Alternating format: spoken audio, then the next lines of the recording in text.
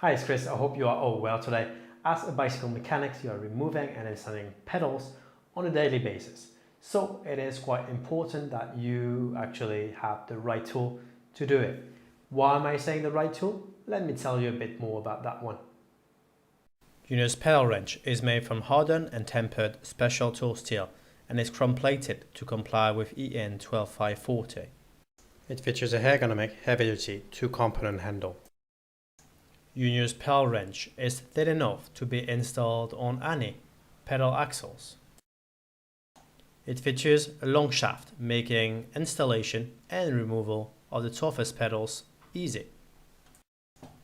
It is designed with two 15mm slots positioned on both sides of the wrench with two different angles, offering access to the pedal axle flats from various positions. Oh, and I almost forgot, and by far the most important.